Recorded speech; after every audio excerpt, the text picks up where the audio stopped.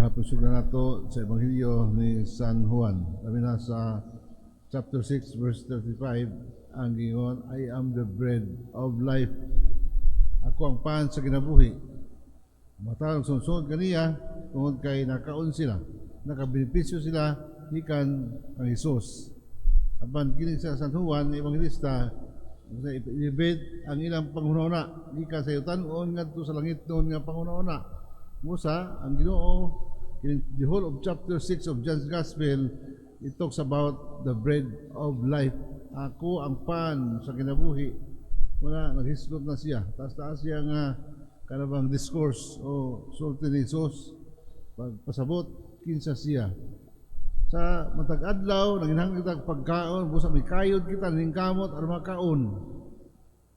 Ito na kang panguros, ingon sa mga uban, mga hamtong nga, na tao nga ikaw gigutom paningkamot aron kay makaon muna ang ilang kahulugan.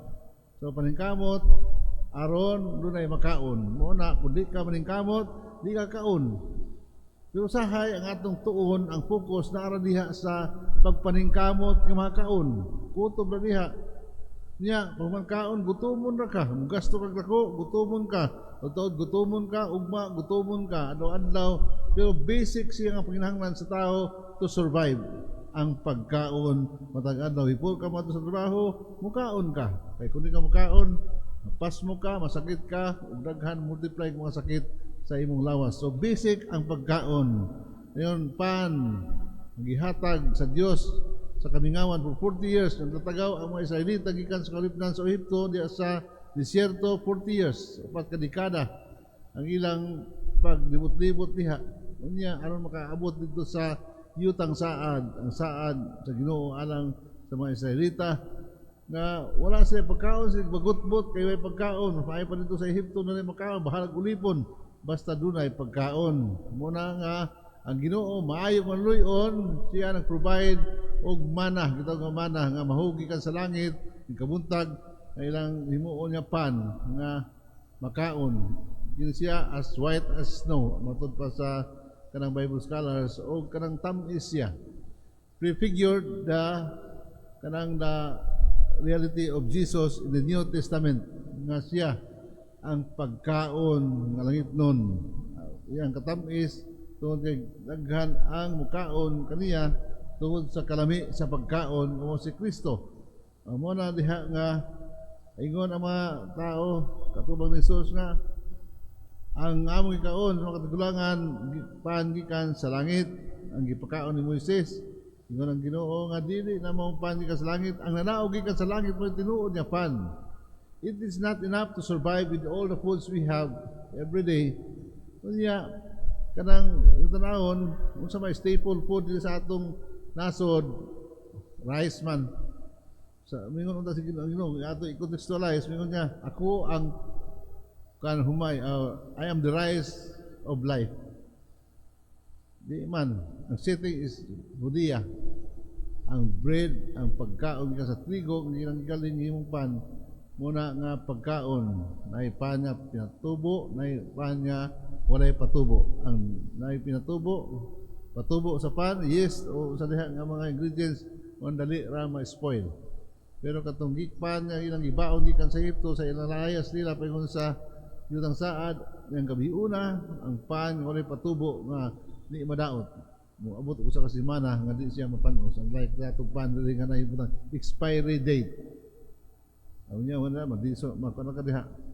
Daot ang kalibanga naka. Sa pagkaon nato ang Hesus di ta magkalibanga.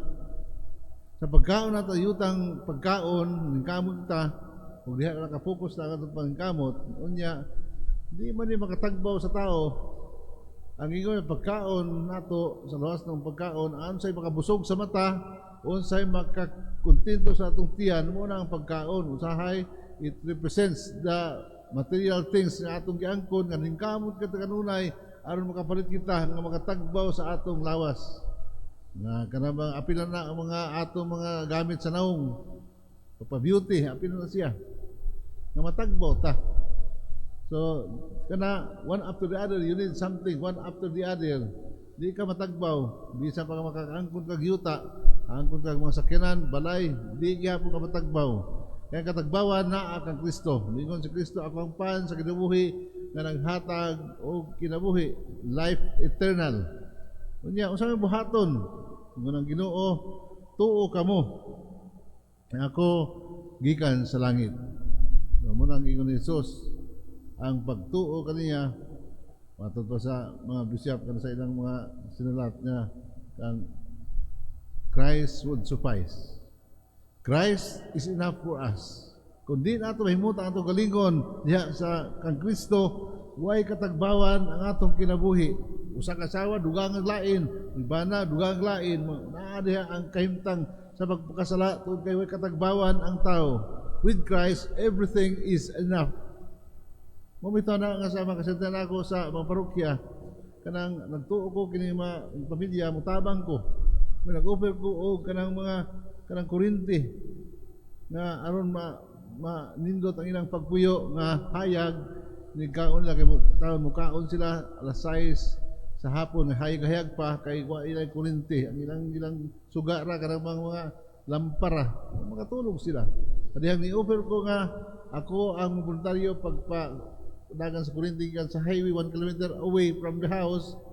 Unya ni-offer ko para makatan-aw sila mga program sa television, mga news sa paliha o makaka-video sila. Ingnan ko nila, Padre, you give us the problem. Kasimple sa among panginabuhi. Enough lang kanamo nga makaon mi. Enough lang nga tagaan sa Dios o kaan may paglawas. Kami nakapeskwela, bisag sa kapobre, nakapeskwela mi sa mga anak, nakapag-graduating nurses. Duha. Apa engineer. Ya, the moment nga imo tauran o kami manginhanglan ni anak kay kun naay kuryente dugay may katulog. Unay kuryente, unya matagbuan maglaban ang ulo pagbayad sa bayranan. Adto ko na himasmasan.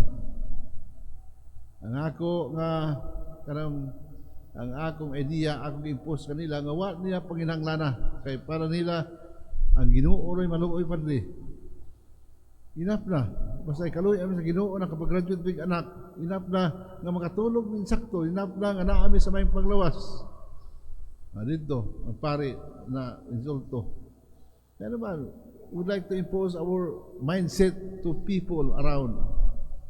Na simple maraman, enough na. Nga ang Ginoo kanila. Muna nga, unless ay pahimutang nato ang atong kasing-kasing ngadto sa relasyon, maayong relasyon sa Ginoo, di ta may mutang, di way katagbawan ang kinabuhi. Kanabang sa advertisement nga, isa pa nga, a thirst for more. Muna diha nga kanunay ta nangandoy og lain nga butang, way katapusan ang pagkandoy tungod kay ang atong kasing-kasing wala mahimutang diha sa kabuton sa Dios.